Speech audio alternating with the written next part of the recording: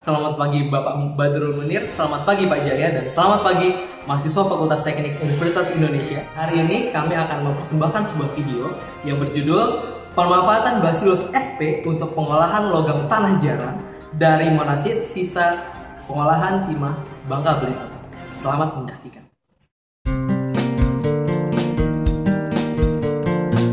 Saya akan menjelaskan tentang bakteri Bacillus sp. Bakteri ini adalah bakteri yang banyak sekali terdapat sekitar kita.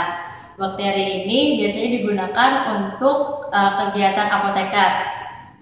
Nah, untuk logam-logam tanah jarang adalah logam-logam yang mempunyai konsentrasi yang sedikit di lingkungan kita. Namun, untuk sebagai contoh, untuk sumber monosit mempunyai kandungan logam tanah jarang yang cukup tinggi.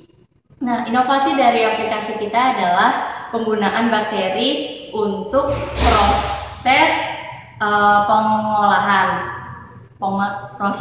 perolehan.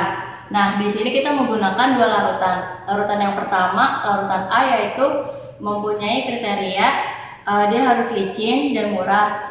Dari larutan A ini dia akan ditambahkan dengan bakteri. Nah, setelah penambahan bakteri tersebut akan dilanjutkan ke larutan B yang digunakan untuk mengendapkan dan untuk elektrolisis.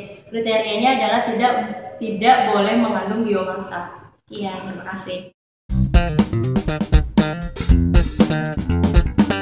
Saya Nicholas akan melanjutkan mengenai mekanisme dari pemanfaatan bakteri ini untuk pengolahan logam tanah jarang.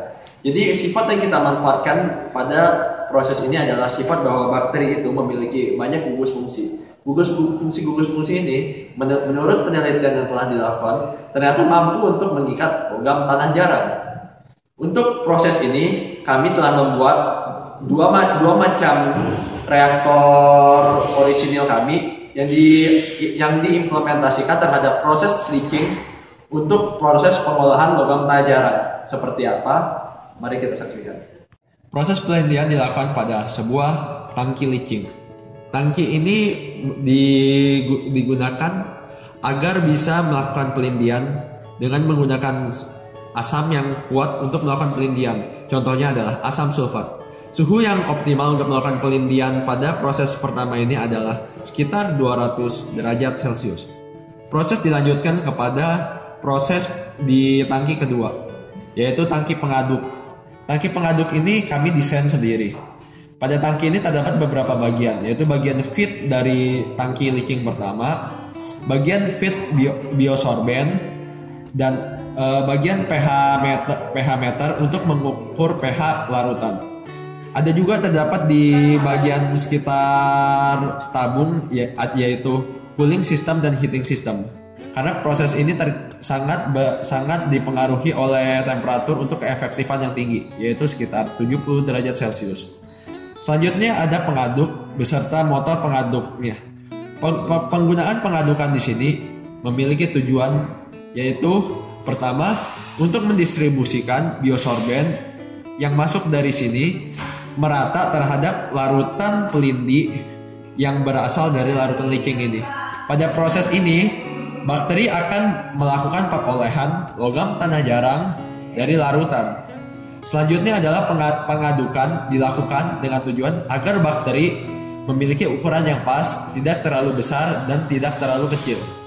Selanjutnya, setelah dilakukan pencampuran selama beberapa saat, maka akan dilakukan proses selanjutnya, yaitu penyaringan.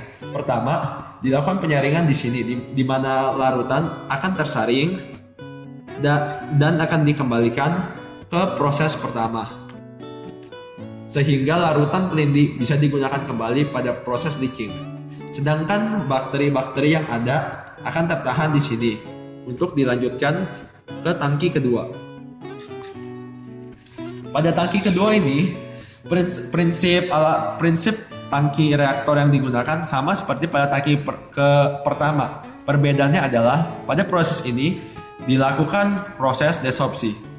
Bila dibandingkan dengan tangki pertama, tangki kedua ini digunakan asam dengan pengaturan pH yang lebih rendah, yaitu pH 1. Tujuannya adalah agar bakteri bisa melepas logam tanya jarang yang telah diikat dan mengikat kembali ion H+ yang terdapat pada larutan. Setelah proses dilakukan, akan terdapat hasil yaitu berupa bakteri yang disaring dan produk selanjutnya yaitu produk larutan kedua yang mengandung logam tanya jarang. Akan dilakukan penyaringan, di mana pada penyaringan ini larutan yang mengandung logam tanya jarang akan dikirim untuk proses selanjutnya. Entah dia dilakukan langsung elektrolisa atau proses-proses lain. Sedangkan untuk bakteri yang disaring di sini akan dikembalikan kembali ke tangki pertama, sehingga bakteri juga bisa digunakan kembali untuk proses selanjutnya.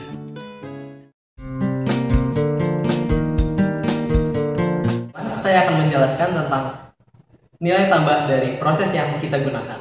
Yang pertama adalah larutan A dan larutan B yang kita gunakan adalah merupakan sesuatu yang terpisah sehingga tidak ada kontaminasi satu sama lain. Yang kedua, bakteri yang kita gunakan itu adalah Bacillus sp yang sejatinya banyak terdapat di dalam tubuh kita yang merupakan teknologi ramah lingkungan.